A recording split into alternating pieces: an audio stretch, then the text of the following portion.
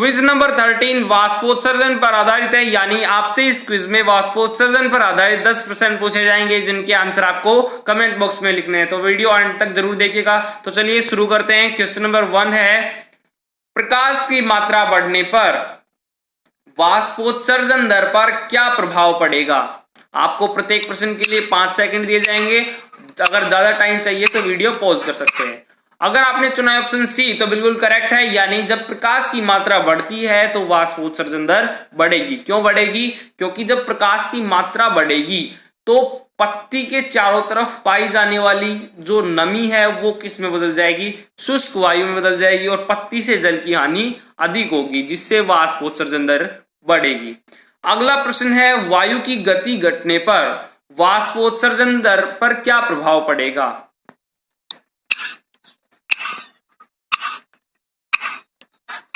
अगर आपने चुना है ऑप्शन ए तो बिल्कुल करेक्ट है, यानी जब वायु की गति घटेगी तो वाष्पोत्सर्जन दर घटेगी। क्यों घटेगी? क्योंकि वायु की गति घटेगी तो पत्ती के चारों तरफ पाई जाने वाली नमी बनी रहेगी, जिससे जल की हानि कम होगी और वाष्पोत्सर्जन दर घटेगी। अगला प्रश्न है प्रश्न नंबर 3, खनिज पोषकों की मात्रा का वाष्पोत्सर्जन दर पर क्या प्रभाव पड़ेगा। अगर आपने चुना है ऑप्शन बी तो बिल्कुल करेक्ट है, यानी खनिज पोषकों की मात्रा जब घटेगी चाहे बढ़े, वाष्पोत्सर्जन दर पर उसका कोई प्रभाव नहीं पड़ता है, यानी वाष्पोत्सर्जन दर समान रहेगी। अगला प्रश्न है प्रश्न नंबर 4, मृदा जल बढ़ने पर वाष्पोत्सर्जन दर पर क्या प्रभाव पड़ेगा।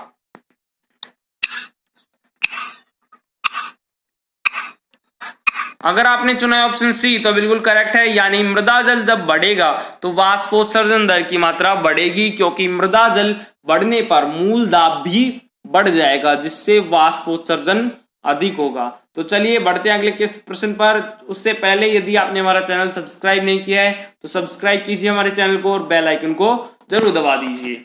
अगला प्रश्न है प्रश्न नंबर 5, वायुमंडलीय आर्द्रता घटने पर वाष्पोत्सर्जन दर पर क्या प्रभाव पड़ेगा। अगर आपने चुना है ऑप्शन सी तो बिल्कुल करेक्ट है, यानी वायुमंडलीय आर्द्रता घटने पर वाष्पोत्सर्जन दर बढ़ेगी। क्यों बढ़ेगी? क्योंकि जब वायुमंडल की नमी घट जाएगी तो जो वायु है वो शुष्क हो जाएगी, जिससे पत्ती से जल की हानि अधिक होगी और वाष्पोत्सर्जन दर बढ़ जाएगी। अगला प्रश्न है प्रश्न नंबर 6, वायुमंडलीय तापमान बढ़ने पर वाष्पोत्सर्जन दर पर क्या प्रभाव पड़ेगा। अगर आपने चुना है ऑप्शन सी तो बिल्कुल करेक्ट है, यानी वायुमंडलीय तापमान बढ़ने पर वाष्पोत्सर्जन दर बढ़ेगी। क्यों बढ़ेगी? क्योंकि जब तापमान बढ़ेगा तो वायु शुष्क होगी और वायु शुष्क होगी तो पत्ती से जल की हानि अधिक होगी, जिससे वाष्पोत्सर्जन दर बढ़ेगी। अगला प्रश्न है प्रश्न नंबर 7, सर्वाधिक वाष्पोत्सर्जन होगा जब पत्ती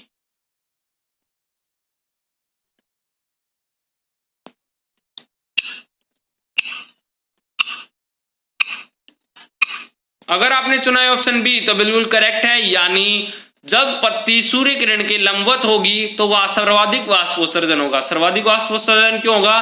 क्योंकि जब सूर्य किरण के लंबवत पत्ती होगी, यानी पत्ती का जो क्षेत्रफल है वो सर्वाधिक होगा, तो सर्वाधिक वाष्पोत्सर्जन होगा।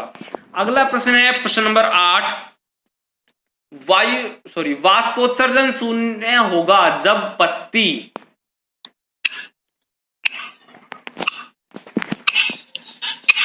अगर आपने चुना है ऑप्शन सी तो बिल्कुल करेक्ट है, यानी जब पत्ती जल निमग्न होगी, यानी जल के अंदर स्थित होगी, तो वाष्पोत्सर्जन शून्य होगा।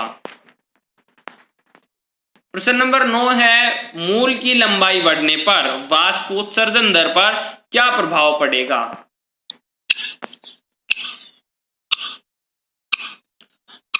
अगर आपने चुना है ऑप्शन सी तो बिल्कुल करेक्ट है, यानी मूल की लंबाई बढ़ने पर वाष्पोत्सर्जन दर बढ़ेगी।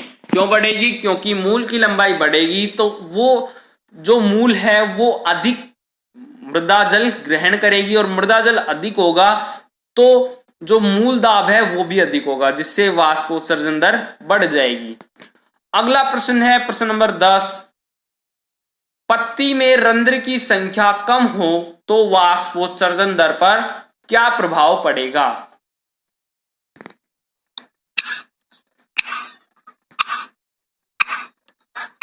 अगर आपने चुना है ऑप्शन ए तो बिल्कुल करेक्ट है, यानी जब पत्ती में रंध्र की संख्या कम होगी तो वाष्पोत्सर्जन दर घटेगी, क्योंकि जो जल की हानि होती है यानी वाष्पोत्सर्जन होता है वो रंध्रों के द्वारा होता है। जब रंध्र की संख्या कम होगी तो वाष्पोत्सर्जन दर भी कम होगी।